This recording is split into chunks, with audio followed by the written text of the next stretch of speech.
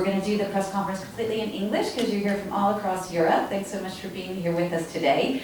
As you know, this is the third and final film in the Marvel Studios trilogy that tells the tale of the coolest rebel gang in the MCU. It opens across Europe May 3rd and May 5th in the United States. My name's Jeannie. I'm so happy to be here with you today. We still have a few minutes before the cast comes on, but I just want to give you some information. When you ask your questions, there'll be people in the house. Isolde, who is in the back there, will have the microphone. Please, if you could, state your name and your media. Please don't ask any questions that might contain spoilers. That's super important. And if you are French, and if you want to ask your question in French, I will translate it into English for you. Si vous êtes français, vous voulez poser votre question en français, je vais traduire vers l'anglais si vous voulez.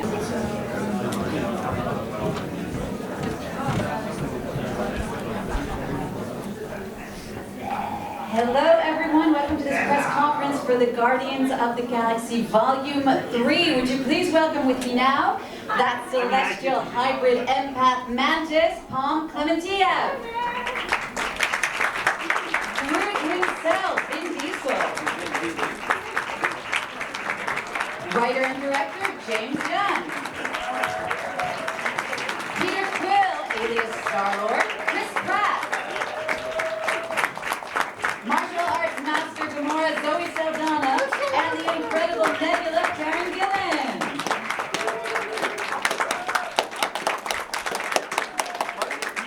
Hey guys, you're allowed to sit. Welcome, Thank you.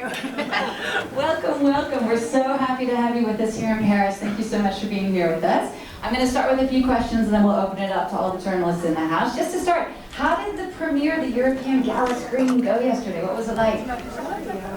Chris? It was incredible. Yeah, we were in Disneyland Paris at the Avengers campus. It was thousands of people, rabid fans, very excited, and it was a fantastic moment. It was really cool. I thought it was beautiful. We were sitting up on this. Well, you saw the picture. This big, gorgeous spaceship with those fireworks. It was a surreal moment. And James, I mean, we were talking about this yesterday at the premiere. It is a bittersweet moment, of course, for you and for all of you. But if you were to sum it up, how would you best sum up the trilogy and your experience driving the trilogy from the beginning? I would sum it up as all-encompassing. Over the past 11 years of my life, I think I've probably spent 60% of my time thinking about the Guardians of the Galaxy. So this has taken up my entire life. So there is a weird situation where I just have to adjust everything about my world to be about something other than the Guardians, which is difficult, but it's also, frankly, it's just a big relief also to feel like we finished this trilogy and we finished it in a way that we're really proud of, and that where all the characters, I think, get the dignity they deserve, and so I'm really excited about that aspect of it. Zoe, tell us about Gamora. How fun was it for you this time around to kind of be in badass mode? Oh, I think that Gamora is always in badass mode, but this time around, it's a different Gamora. We all know the destiny she had in the last Avengers movie, and she's from another multiverse. And she's rough around the edges, she's a little wilder, she's let loose a little bit more, in my opinion. It was fun getting into this Gamora. Karen, how about for you? How is Nebula different, or how has she changed in this one? Nebula's pretty different this time around. I think we're sort of seeing a slightly lighter side to her personality, a little bit more humor, I think. Is she? Yeah. And yeah, a little bit more like willing to show vulnerability, which has been quite difficult for her with her upbringing with Thanos. And so it's nice to kind of evolve the character into somebody who is willing to accept love for the first time and willing to show love to people for the first time in her life. Paul, we've really seen Mantis grow and evolve, becoming such a beloved character with a really fun storyline. Some people say that she's kind of the glue that holds the Guardians family together. Do you agree? Yeah, I think it's true, but also, Mantis has been through a lot before meeting the Guardians, and she felt pretty lonely, and the Guardians of the Galaxy are the family that she was craving for. So it's beautiful to see that, and then she found a brother too, which is Peter Quill. And and it was like really fun to get to play with more emotions and to get to kick ass as well, and to get to show a side of Mantis that is more fiery and more mad sometimes. And thank you, James. You're welcome. Vin, Groot is really incredible. Groot has probably become one of the most, if not the most famous character with the most iconic line. We've seen Baby Groot, Teen Angsty Groot. Who's Groot this time around in Volume 3? It's a good question. Well, first of all, Mike. oh my God. All right, so first of all, you know, not to change the subject, but obviously we all went through the pandemic. And I want you all here to know how much we really appreciate that you guys have come up and are entertained by us and care about us enough to come from wherever you're coming from and celebrate this final film in this trilogy. So an applause to all of you.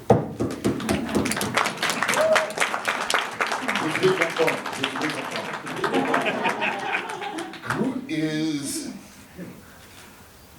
such a special character. I'm so lucky and so grateful that James Gunn created this archetype, this character. He's fascinating in the sense that every single film he's different. Sometimes he's Baby Groot, sometimes he's Alpha Groot. But what makes Groot work so well is not only James Gunn, but the entire cast that's up here. They're the ones that bring Groot to life. They're the ones that Groot reacts to. He's able to have 3 monosyllabic words that mean something to you because of all of their incredible performance. So I'm just incredibly grateful, and I love the character very, very, very much. I will always cherish the character, and I feel very grateful that I have James Gunn, and I have this incredible cast here that has brought Groot to life. Thanks for that, Ben. All right, I'm going to open it up to you all. Who would like to start? Do you have a first question? Isa, voilà. Okay, je vois juste ici. Hi, my Hi. name is Mohammed. I'm editor-in-chief for Comic Systems and Correctional News. So, first of all, thanks a lot. That has been a great journey. There's one message I would like to say first. I'm Groot. That's going to say, He just said bad stuff. I understand the language, and he's saying really nasty stuff About me? about you specifically. Wow. No, he actually said all of us are pretty cool, but Chris Pratt's a dork. You really? No, That's what he said. Okay.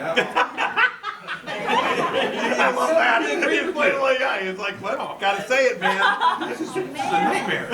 I love you guys. Good. What's your question? Good, big question. So, this movie is a big turnaround, and maybe this is probably one of the best promos.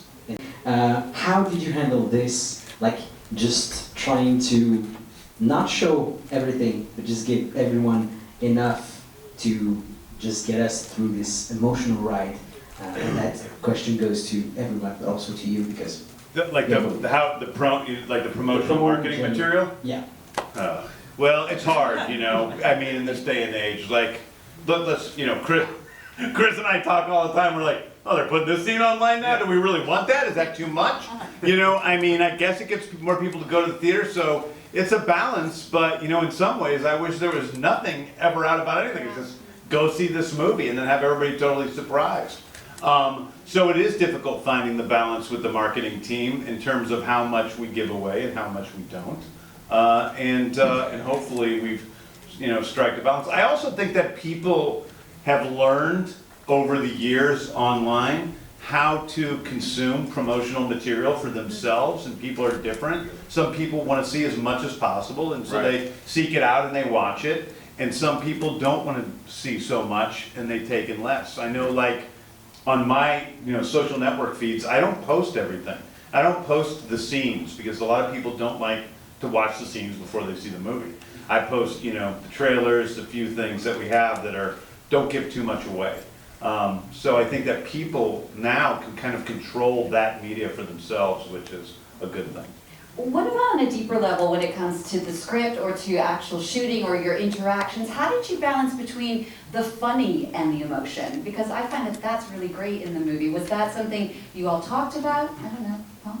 I mean, it's James. It's James who writes the script and who's, you know, he's an incredible conductor of orchestra. You know, he knows exactly when to hit you with the emotion and to be grounded in something very deeply emotional and beautiful, and and then surprise you with something funny, but just the right amount. You know, because I see a lot of movies that are funny all the time and ironic all the time, and then it doesn't touch me anymore. So you're able to find this balance, and it's very, very special, I think. Okay, another question? Yeah, right here. Maxime from Jurek. So I have a question for you, James. The Guardian 3 is more brutal, even more violent than the other NCU movie. What does it mean exactly that you have the free will, full permission to do that movie? Yeah, I mean, and listen, I was talking to one of the guys in here earlier, one of the journalists. It's like I've pretty much been able to, you know, I'm in a very rarefied position in Hollywood where I'm able to make movies that are of a certain budget level, but that are also what is, you know, true for me as much as possible, and I don't have interference from people. That doesn't mean I don't take a lot of feedback and see what works and what doesn't. And I think that this movie, it was important to really be raw with it. You know, the characters, I love these characters. I think they're beautiful. I think that Rocket's story is the heart of this trilogy for me. And so to be able to tell that story fully, it does have some more brutal elements to it, because I don't want to shy away from that. But I'm also really careful not to show everything. I think that a lot of the things that are brutal in the movie are actually things that are in your mind as opposed to what you see. You know, it's the idea of things as opposed to what we actually see on screen. So. And there's also some incredible fight scenes, and we kind of taking brutality to another more, you know, logistical level. How do you prepare for the fight scenes? Like I know, for example, Zoe, you come from a dance background. Did that help? I feel like it's the only reason I've been able to participate in this genre of action in films, because of my athletic background. It's just how does it happen? What takes place? A lot of rehearsals, a lot of conversations with James in terms of what he wants your character to do, and you lean in. You work with the stunt department. They usually surround us with amazing trainers, and you have a blast. You know, I have a ton of videos that I can't wait to share with you guys after May 3rd or May 5th, because I finally started to document that process. As I'm getting older, my body definitely aches every time I do my stunts. And this time around, I really wanted to, you know, share the process that takes place, because it's fun, it's grueling, it's a lot of work, but the end result is so wonderful. Another question right here. Bonjour, France Télévisions, bravo pour le film. Bonjour, ma question est pour Chris. Le film parle beaucoup d'amitié. Quel type d'amitié vous avez noué entre vous, et quelle prochaine collaboration vous souhaitez au sein de l'univers Marvel? Okay, so Chris, questions for you. He says the movie obviously is a lot about friendship. Can you talk a bit about the friendship that's kind of been created amongst yourselves? And also, la deuxième question, c'était sur l'avenir, en fait. And how do you see your future, Star-Lord's future, going forward in this universe? Well, yeah, the destination of this film, May 3rd, May 5th, whenever it opens, everyone planting your asses in a seat and just being swept away on this journey. That's the destination. That's where we're headed. That's where, with day one of his pre-production, that's the destination. The journey getting there is something that is really private and personal, and I know that we're all willing to share certain elements of it, but to us, at least to me, that to me is the real magic of being able to do this job. I mean, I love the fact that the movie gets to come out and that the world is going to be seeing it, and the journey of getting there. On a lot of films, it's not great. On a lot of films, you have assholes you have to deal with, you have a bunch of problems, people are fighting behind the scenes, and you would never know that. It's not the case with this film. The relationships between each of the people has been, to me, the most enjoyable aspect of playing this character. The bonds that I have with James Gunn, just doing bits non-stop, you know, constantly making ourselves laugh and being on, even if literally no one else is in the room.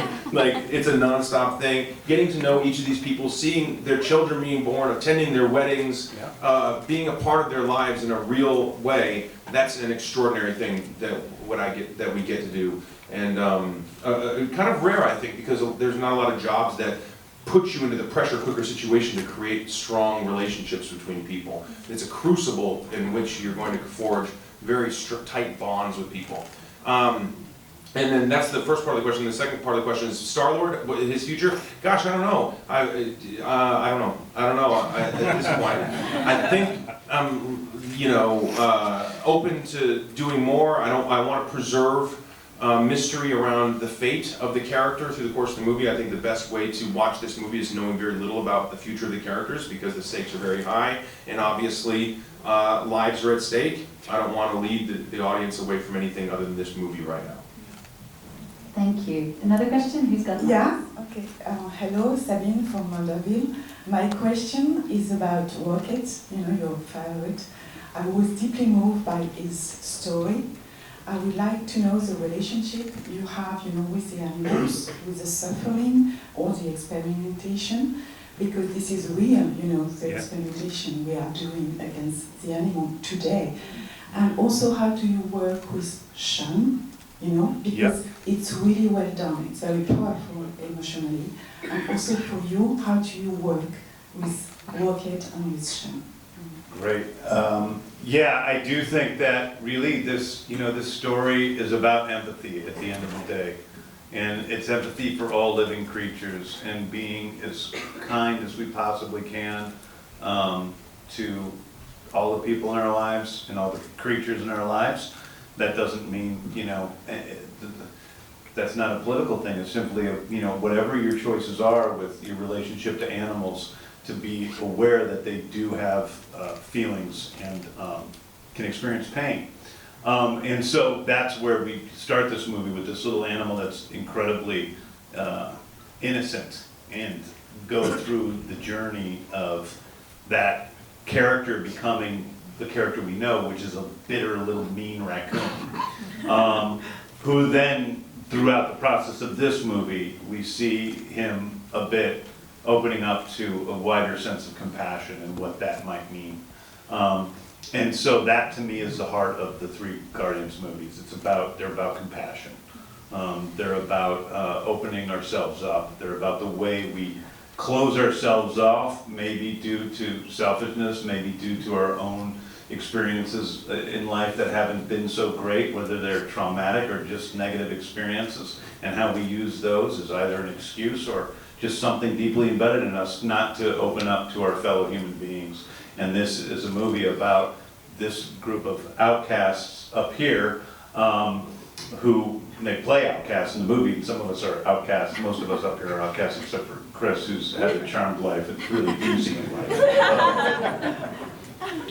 But yeah, so that's really what this is. That's what this series of films is about. And it was really important to me. The reason why I chose to do this movie and to come back and do this movie is because I felt like a deep, deep need to finish Rocket's story.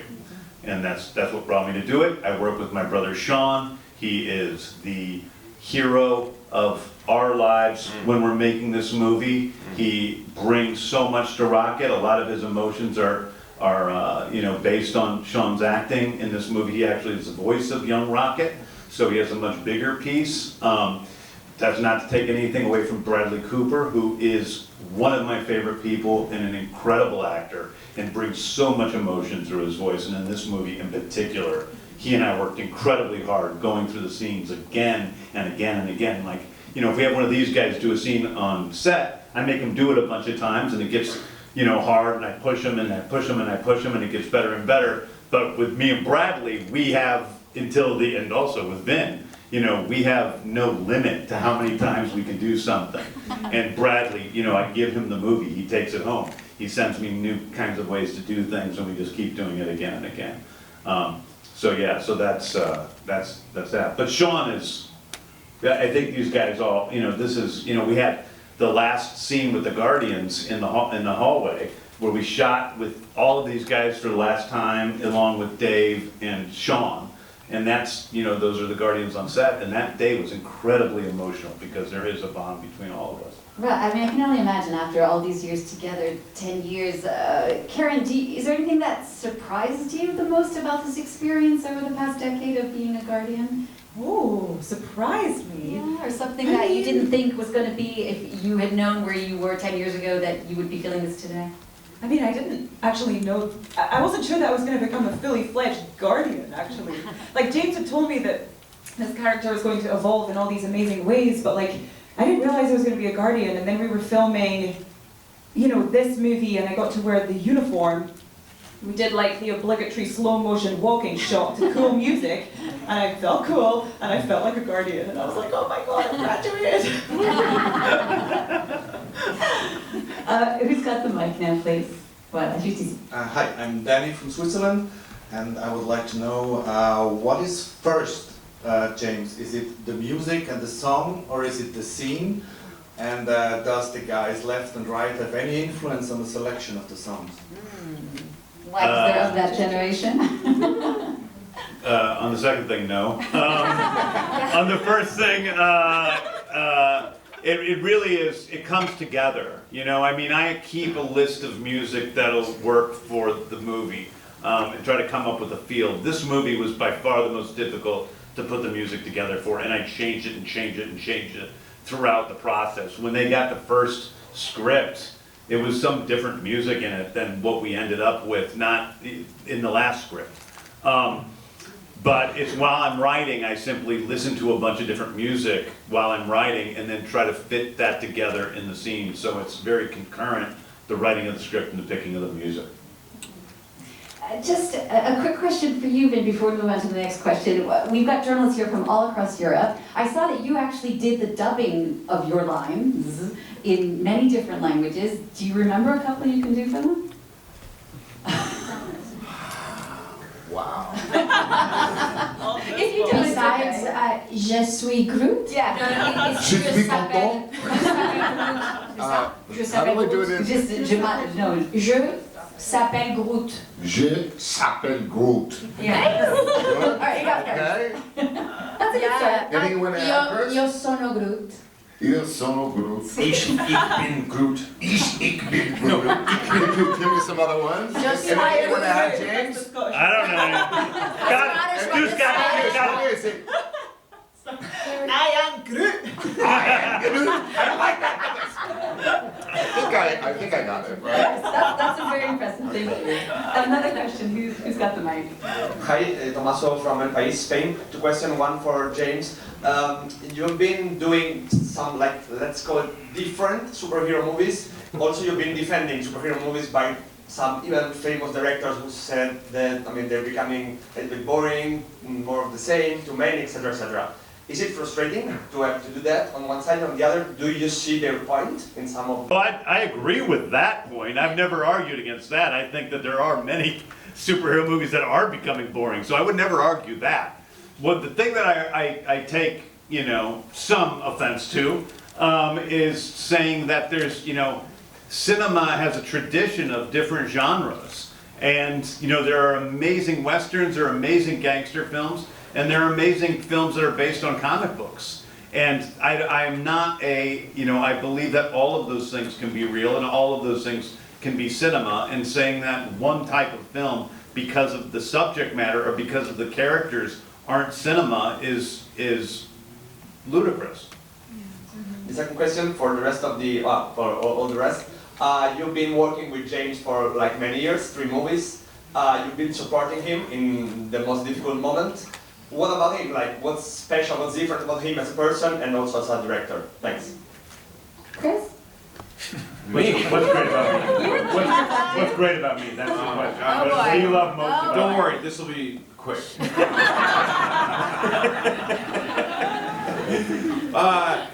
James, gosh, I can compare him to the other directors that I've worked with. I've worked with a lot of great directors, but there's something about James, what sets him apart, his preparation. He's always very prepared. He works tirelessly. He doesn't shut his mind off. For these films in particular, he's a student of the comic book films and the canon of comic books that have existed in Marvel and in DC and then outside of that as well. I stayed at his house while I was working on a film recently, and he's got a library of comic books that all of the indexes are well worn. He reads this stuff, he lives and breathes this stuff, so he's the right guy for this. He's been making movies forever. He had a great start making movies for no money, which really you have to learn how to really stretch a dollar. And when you're talking about having 150 or 200 million of those dollars, he can really make them stretch to give you the very best return on the investment. He knows action very well. He knows how to talk to people. He's incredibly articulate. He has a very clear vision and will tell you if something's not working. He knows how to direct various people based on their personalities. What might work for one person won't work well for another. He's got a wealth of experience and knowledge. He's an incredibly empathetic person. He cares deeply about people. He cares a lot about animals, and he's really fucking weird. And it's helpful because he's a misfit himself, so when he's creating a story about misfits, he knows the heart of a misfit. He wants to tell the story in the heart of a misfit. Him and his brother Sean, he's been torturing his brother Sean on the screen since they were kids. And if you look at the dedication that Sean has to playing Rocket, this is an incredibly unsung hero of our show. He gets very little credit. His face isn't on the work, his voice isn't in the work, and yet every single fucking day he shows up, he puts real passion in it. When he's crying tears, they're real tears. He's down on his hands and knees playing this character in a way that they would do for free. They happen to do it for a lot of money because they're worth it, but they would literally do it for no money because it's what they've been meant to do. That's amazing, thank you. Well said. Psych! Piece of shit. Alright, who's got the mic, please? Right over here. You ruined it. Yeah. You ruined it. Yeah. Bonjour Julie pour le journal du Geek. Donc ma question c'est, ça fait 6 ans qu'on n'a pas vu les Gardiens de la Galaxie dans un film solo. Est-ce que ce temps a été bénéfique au développement et en quoi ça a changé le film? Okay, so it's been 6 years since we've seen the Guardians as an entity together. How's that time been beneficial when it comes to perhaps your character evolution or moving forward with the movie or your roles? I don't know, maybe Pam, you want to speak to them? Oh my god, how has it been different for me? I don't know, it's like about the script, maybe it just gave more... Maybe your Well, your character changed a lot. Yeah. Also, we shot the holiday special, which was so much fun to shoot. Yeah. I got to be the weirdest I had ever been, which was so nice. Except for in real life. Don't tell them that. No, I kept asking James, am I doing too much? And I was like, no, it's the holiday special. Go crazy on that. Okay, I'm gonna go crazy. Hello. We do that all the time on set. There's something that happened in Endgame, Avengers Endgame, and Infinity War where Gamora dies and then comes back a different version of herself. And I think that was something that in that 6-year period allowed for a type of limitation where James had to use his imagination to try to figure out how that's going to have an impact on the relationship between Quill and Gamora. And wow, I'm really grateful that was the reality because we were able to explore a romantic relationship over the course of a trilogy that's really goes against the grain and subverts your typical romantic trope because of who she is, because she doesn't know who she is. It's a really powerful exploration into loss between people who love one another when the other person that you've lost is standing right in front of you. I haven't seen that before in movies, and so I thought that made it a really original take on your traditional romantic story. It was really fresh. It was interesting as well because trying to play into that love story of I don't know who this man is. I have no shared experiences that I can lean on, but yet he feels so familiar. So that playing that confusion was an unconventional love story for sure. But it was a love story. They still had chemistry. Yeah, and you're such a... She still found you annoying. All these characters, all these characters are so damaged, and so I was able to, or Quill was able to witness how Gamora became a much better, more happy and fulfilled person through finding the romantic love with Quill, but also the love of her family with the Guardians of the Galaxy. So as a guy who desperately loves her, he wants so badly for her to just have that again. And this is a person now in this installment, if you guys have all seen the film, obviously you know what happens, I don't want to spoil it, but he's desperate for her to find that love, not just because it would fill his heart again, but also because he knows what it meant for her. I think it's, it's an interesting thing when you work with people for so many, for so long, in such long shoots, and then you become friends with them outside of that process. You get to know them on a molecular level, so it makes the movies naturally, in some ways, get more interesting, because I know that Karen, how funny Karen is, and so Nebula all of a sudden has a humorous streak that she didn't have in the first movie. I know that Zoe has this way to be so focused on one thing and just be there, and so it makes she's much more of a tougher, crazier, meaner character in this movie, because I know what she's able to do and how cool she is. And Pom is absolutely insane, and so I could bring that to the character of Mantis. Yeah, I knew that from the beginning. And Vin, he's really good at saying I am Groot. I'm getting better. Who's got the mic? Here you go, please. Hello, my name is Antea from, the first one is for Pom. How do you see the future of the character, because the path, the importance of the path she chose at the end? Oh my god, it's very hard for me to imagine Mantis without James Gunn. So I can't even imagine it, because he wrote the arc of our characters, and he, even when we were in the Avengers movies, he was making sure that the storyline of the characters made sense, and also the words that came out of my mouth were always written by James Gunn or supervised by him, So I don't know. But if there's another special, maybe a Mantis shroom special would make sense. There's a lot of little shrooms. So I don't know. But I don't think James Gunn would have to write that, so maybe not. Are you is this like a Mario thing that you're talking about? No, it's psychedelic and fun. Okay. I don't know. Do you guys have ideas? Magical shrooms, you heard it here first. Yeah. And do you have another question? I have a question for Zoe. So how did you manage to put yourself into the shoes of this new Gamora in terms of acting, because it's the new Gamora, and so the fact that the fans need to know that this Gamora is no longer the Gamora they know. Is there any change between the two?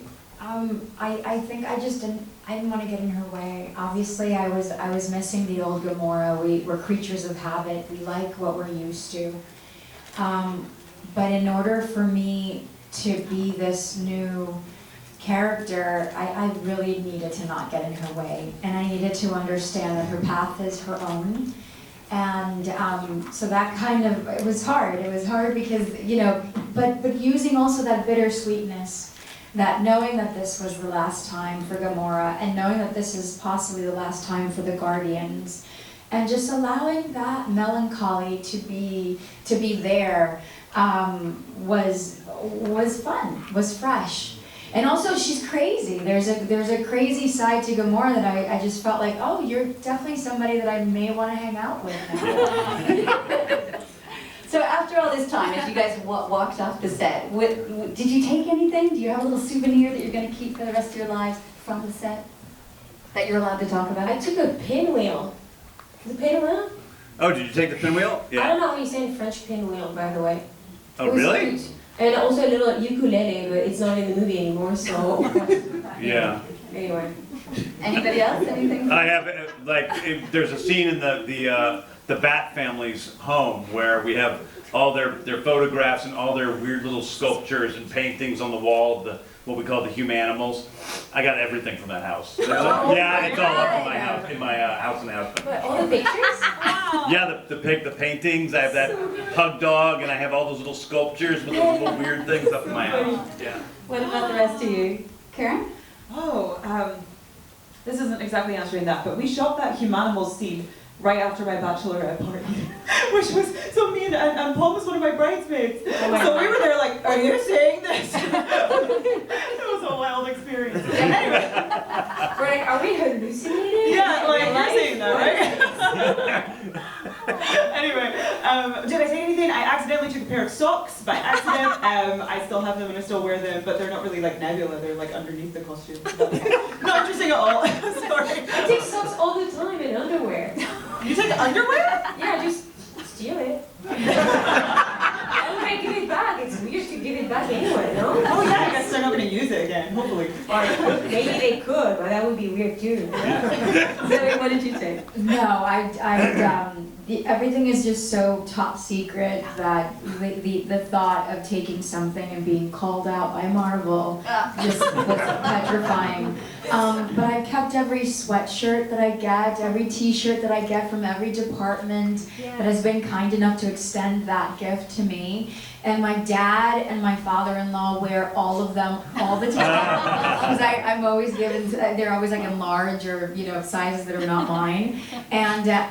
But we've kept, just souvenirs like the hats and the posters. Every time we're doing press tours, I've tried to ask to have, a poster that's signed by all the cast. So that one day when my kids find me cool again, they can have it, and they won't sell it for charity and buy themselves, I don't know, a pair of sneakers and stuff. And Ben, how about you? I mean, I know you weren't actually on the set, but do you have anything from? Well, I'm lucky that, and this goes back to a question you asked earlier about James Gunn. He is so thorough, and everybody talks about it, but he's so thorough that, and over-prepared in a good way, that he comes to our sessions with a script that has the intention of every single I am Groot.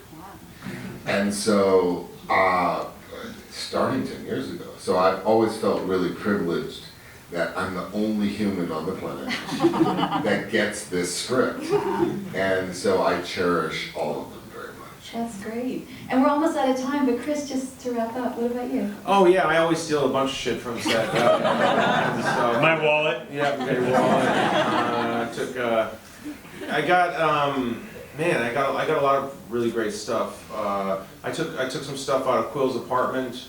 I took some stuff from nowhere, some salt shakers and some stuff that was from the restaurant scene.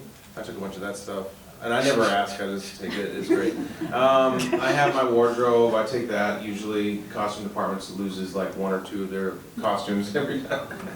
And I got my gloves and I got my boots and Oh my God, you've taken a lot of stuff. I know, but it should also be pointed out that Chris stole the first Star-Lord uniform, but then he was wearing it to hospitals with kids. one day they're gonna be like, sir, Oh, that's why sir, we're it's doing not it. relevant anymore. You're gonna have Print to that. That's important.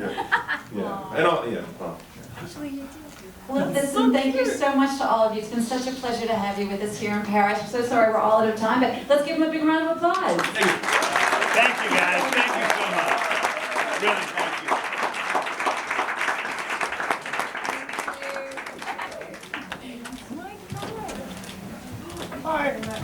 Bye.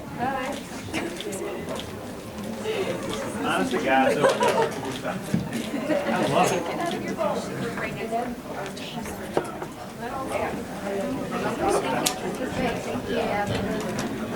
Thank you.